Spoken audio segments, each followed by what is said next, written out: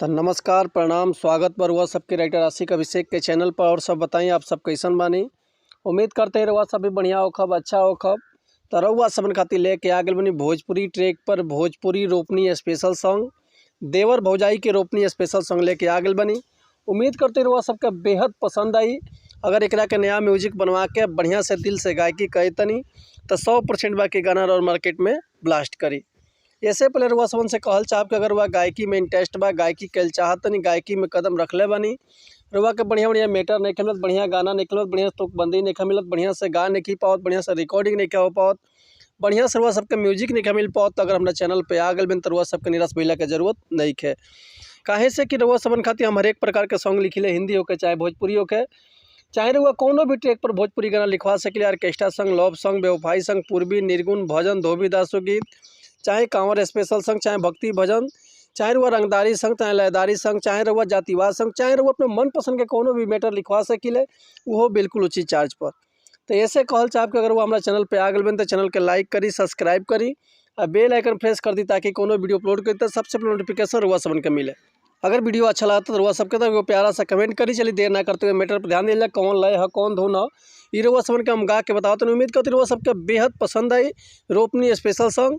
ऐसे कुछ दिन पहले वो गाना मार्केट में हिट के कि लागत भतार तोर मौगा बाटे रे, यही ट्रैक पर रुआ सबन खातिर लेके आ गए बनी हम रोपनी स्पेशल सॉन्ग। चलिए देखिए गाना कैसे बा, रुआ सबन के हम गा के बताओ। तो उम्मीद करती रुआ सबके बेहद पसंद आई। तो चलिए गाना ध्यान दी कि निहुरी निहुरी धान रोपतारू हो, अंगूरी से भीतरी ले घोपतारू हो। हे भौजी सुना कि निहुरी निहुरी धान रोपतारू हो, अंगूरी से भीतरी ले घोपतारू हो। झूला के रसगुल्ला कहना तो पतारू हो, झूला के रसगुल्ला कहना तो पतारू हो। पानी में जवानी हई को पतारू हो, पानी में जवानी हई को पतारू हो।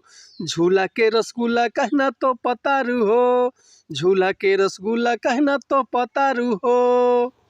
तो उम्मीद करते हैं रुआ सबके मैटर बेहद पसंद आयल है। तो चलिए रुआ सबके एक बार और मुखड़ा सुनाई तनी कि निहुरी निहुरी धान रोपतारू हो, भीतरी ले अंगूरी से घोपतारू हो। कि झूला के रसगुल्ला कहना तो पतारू हो, कि झूला के रसगुल्ला कहना तो पतारू हो।